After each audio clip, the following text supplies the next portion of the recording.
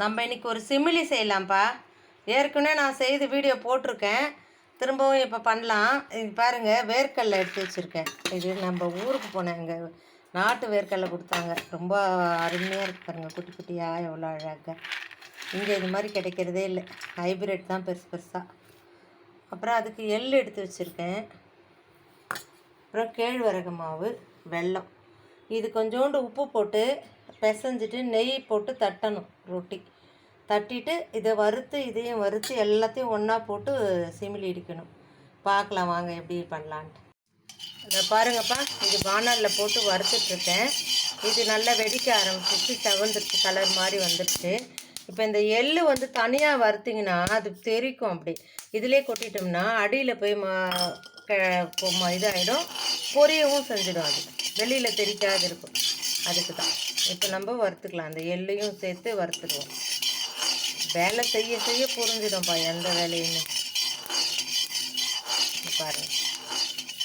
பாருங்கள், படன்னு பொரியும் பாருங்கள். இப்போ கேட்குதுங்களா?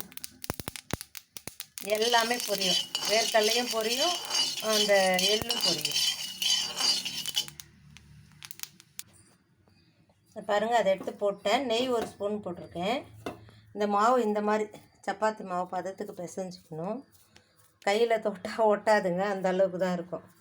இந்த கேழ்வரகு அடை பண்ணுறதுக்கு கொஞ்சம் தளன்னு பிசையணும். இந்த இதுக்கு வந்து இப்படி தான் பிசையணும். பாருங்கள், தட்டிட்டேன்.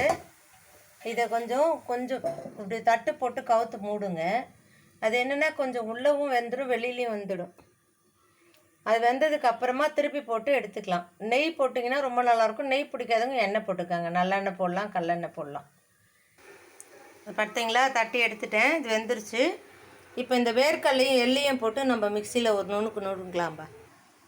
இது பாருங்கள், அது ஒன்று பாதிமாக நுணுக்கி அதிலே வெள்ளத்தையும் போட்டு நுணுக்கி எடுத்துட்டேன். இங்கே பாருங்கள், சூப்பராக பவுடர் ஆகிடுச்சு பாருங்கள்.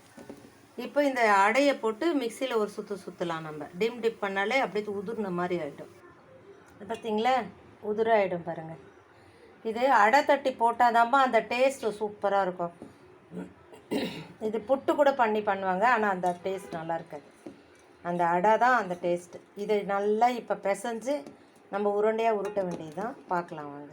இந்த மாதிரி நம்ம உருட்டிக்கணும்ப்பா. இதை உருட்டி எடுத்துக்கணும். இது பாருங்கள், இந்த மிக்சியில் ஒரு துளி பிடிச்சிருக்கா பாருங்கள். அதை நம்ம அந்த அடை போட்டு தட்டினேன்னு அதை மிக்சியில் சுற்றினேன் ஒரு சுற்று, எவ்வளோ சூப்பராக வருது பாருங்கள். அவ்வளோ நல்லா இருக்கும்பா. ஈஸியான வேலை தான். பொருள் இருந்தால் போதும். உங்களுக்கு வந்து ஒரு அரை மணி நேரம் கூட ஆகாதுப்பா. 20 நிமிஷத்தில் இந்த சிமிலி பண்ணிடலாம். ஒரு பக்கம் அடைய தட்டலாம், ஒரு பக்கம் வேர்க்கடலை வறுக்கலாம், பண்ணலாம். இதில் எல்லா சத்தும் இருக்குப்பா. நார் சத்து, புரோட்டீனு, அயனு, இன்னும் வெல்லத்தில் இருக்குது, எள்ளில் இருக்குது, வேர்க்கடலையில் இருக்குது. இது ரொம்ப நல்லது. ரொம்ப எண்ணெயும் செலவில்லை. இது நீங்கள் நிறைய அப்பப்போ பண்ணி கொடுங்க குழந்தைங்களுக்கு, நல்லது உடம்புக்கும் கூட. இது கிராமத்தில் நிறைய உரலில் போட்டு இடித்து கொடுப்பாங்க. இங்கே நமக்கு உரல் இல்லாததுனால இந்த மிக்சிலேயே சுற்றி பண்ணுறோம். சூப்பராக இருக்கும். செஞ்சு பாருங்கள், சாப்பிட்டு பாருங்கள். வாழ்க வளமுடன்.